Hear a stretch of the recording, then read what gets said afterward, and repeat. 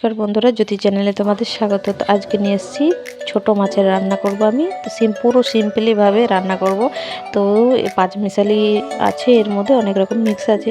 তো বন্ধুরা, আমার চ্যানেলটিকে ভালো লাগলে অবশ্যই একটা লাইক, শেয়ার এবং কমেন্ট করে জানাবেন কেমন হয়েছে। আর আমার নতুন নতুন ভিডিও পাওয়ার জন্য অবশ্যই একটা আমার চ্যানেলটিকে সাবস্ক্রাইব করে দেবেন। তো চলুন দেখিয়ে দিই। তো আমি মাছগুলো আগেই ধুয়ে রেখেছিলাম পরিষ্কার করে। তো আমি ওটাতে নুন হলুদ মাখিয়ে কিছুক্ষণ রেখে দিলাম। তারপর আমি মাছগুলোকে এক এক করে সব ভেজে নেব। আমি এই কড়াইয়ে তেল দিয়ে দিয়েছি। তারপর আমি মাছগুলো এক এক করে ভেজে নেব। তো বন্ধুরা, এই মাছটা বাজারে আমরা নিয়ে এসেছি।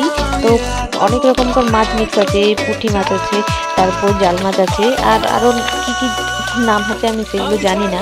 তো এই দেখুন, আমি আলতো হাতে এগুলো উল্টে পাল্টে ভালো করে ভেজে নেব। এই দেখুন, লাল করে আমি ভেজে নিয়েছি। এবার আমি এটা উঠিয়ে নেব। এটা আমি এরকম কড়া কড়া করে ভাজবো। তো চলুন, এটা হয়ে গেছে, আমি এটা উঠিয়ে নিই। তারপর আমি এই বাকি মাছগুলো এরকমভাবে ভেজে নেব।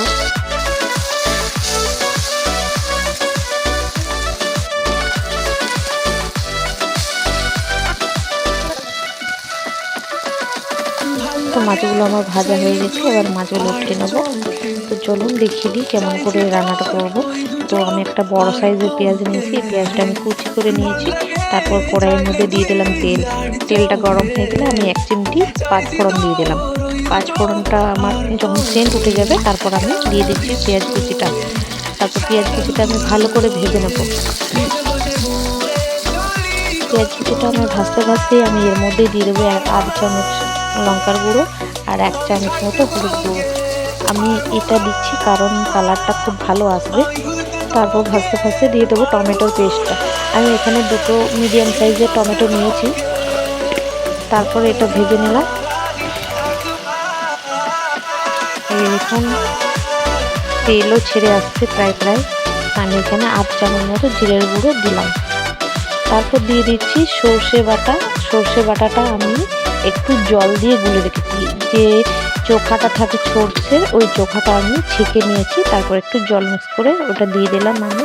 তারপরে দিয়ে দিচ্ছি, এই দেখুন, আমি বেশি টক করব না, তাই অল্প একটু 2 চামচ মতো আমি তেঁতুল গুলে নিয়েছি।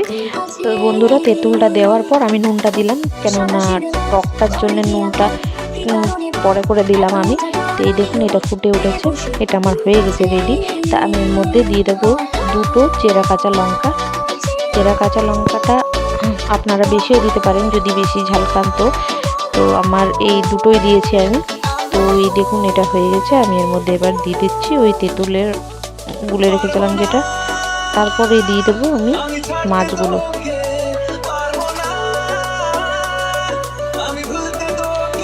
মাছগুলো আমি পুরো ডুবিয়ে নেবো এর গ্রেভিটার মধ্যে।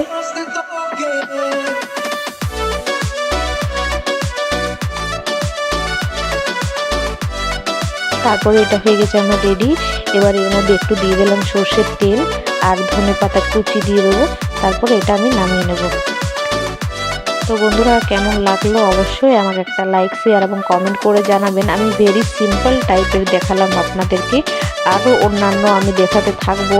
আপনারা যদি আমার পাশে থাকেন, অবশ্যই আমি আরও নতুন নতুন ভিডিও বানাবো। উপকরণগুলো আমি ভালো করে দেখাতে পারলাম না, তো আপনারা আমার পাশে থাকবেন। আমি চেষ্টা করব আরও ভালো ভালো রেসিপি আপনাদেরকে শেয়ার করতে।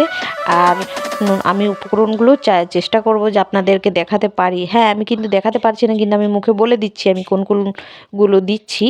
তো বন্ধুরা, আমার পাশে থেকো, আবার আমার সঙ্গে থেকো। তো আজকের মতো এখানেই বন্ধুরা। সবাই সুস্থ থেকো, ভালো থেকো, আবার আমার নতুন নতুন রেসিপিগুলো দেখতে থেকো। আর অবশ্যই এটাও ট্রাই করে দেখো কেমন হয়েছে। তো সবাই ভালো থেকো, সুস্থ থেকো, টাটা।